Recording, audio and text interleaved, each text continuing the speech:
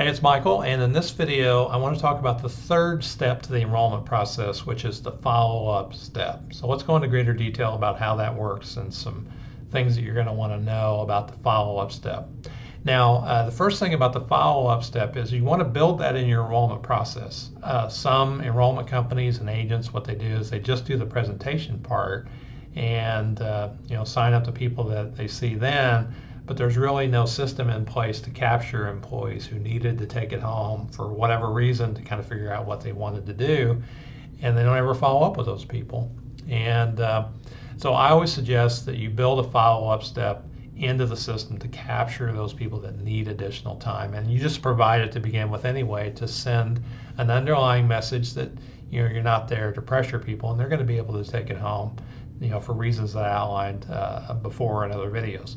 So the second thing is if you've done your job right, in your presentation step, you want to explain what's going to happen when you do follow up so that people aren't surprised by it. So first of all, you got to tell them, hey, you're going to come back again tomorrow and find out what they want to do. So I always tell everybody, hey, I'm going to come back again tomorrow, and then I'm going to find out if you want to sign up or not. So that's the second part of that kind of agreement is that you let people know what's going to happen when you do come back tomorrow.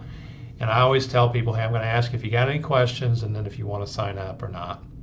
So once you do that and you come back and you do your follow-up, these are the things that are going to happen. You'll have the employees that come in, with their material in hand, and they go, I know what I want to do. We're going to do the X, Y, and Z. And so those people are simple, and you just take care of what they need. You tell them what's going to happen with the insurance company from that point forward, and then send them on their way, and then they're done. So those people are easy. Then you got people that come in and they're just definite no's. I don't want it. I heard it sound like a good deal, but I don't want to take it.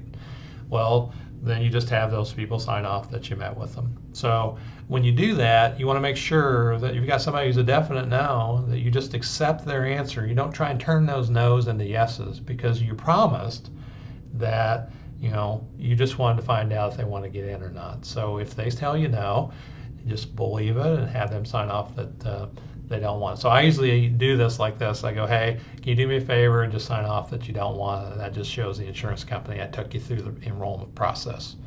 And most times people are agreeable. If you have somebody that says, hey, I ain't signing nothing, just note that they wouldn't sign and say, okay. The important thing that you want is that you want to know what they decided. That's the most important thing. And if they're a no, that's the most important thing you needed to know. And if you took them through the process and they decided no.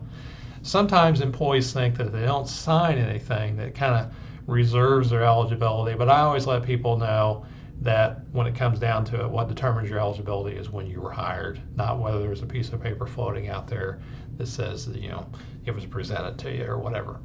Now, so you have the people that say, I know what I want to do. You have the people that are no's, and you just let them go. Then you have employees that have questions. They're not sure what to do. They're kind of on the fence.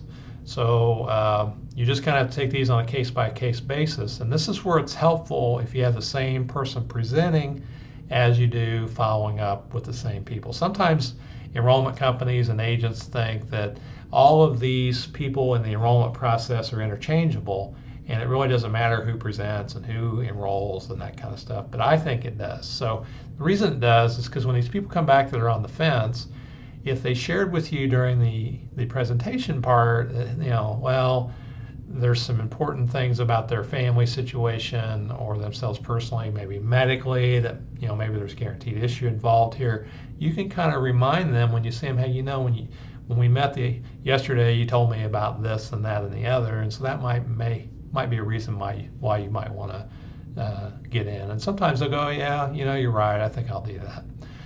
Maybe it's an amount question. They're not sure how much they want to spend. You can encourage them to get in for a lower amount just to kind of get started. So once you take care of those three groups of individuals, then you have the people that are kind of like the undecideds, and those people kind of fall into one or two categories. I have the person that comes in and they go, oh, last night we had soccer and we didn't get home until like midnight, and we just did not have a time to take a look at it. do I have to decide today or can I take it home? So I always let those people know, hey, take it home tonight and take a look at it.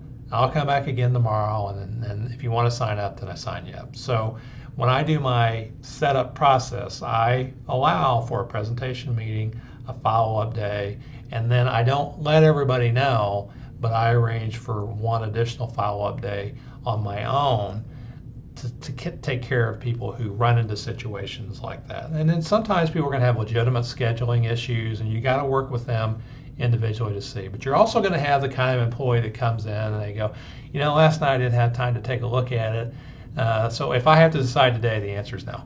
And what they are doing is saying, if you're going to make me say no, I'm going to say no. But if I had extra time, maybe I would sign up. And then they might also come in and say something like this: when is the very last possible day that I can let you know whether I want to sign up or not? And so typically those two types of people really are not going to sign up, and they're looking for either you to make them decide no by default because it was your fault that they didn't have extra time, or they just want to make sure the process expires without them having to decide one way or the other. So I handle those people the same way I do the people that have legitimate time issues, and I explain that I'm going to come back again tomorrow. Now, when I do come back for that kind of overflow follow-up day, I just do the same thing. I go, hey, did you want to sign up? Did you just figure out what you wanted to do? Do you have any questions? And then, the people that really needed the extra time decide. Those people that just want you to decide for them typically will tell you the same thing they told you the day before. When's the last day? If you're going to make me decide today, I can't do it. You're just going to have to waive me. I just go ahead and take somebody like that and go, well, here's what I'll do. I'll go ahead and have you sign off on it. You don't want it, but if you change your mind between now and whatever date I give them, then you can still enroll. And if they're the kind of person that says, well, I don't want to sign anything because I don't want to, say no, I just go, here's when you need to let me know by. And then I kind of write in my notes they just couldn't decide. So that's kind of the scenario you're going to kind of see unfold when you do the follow-up.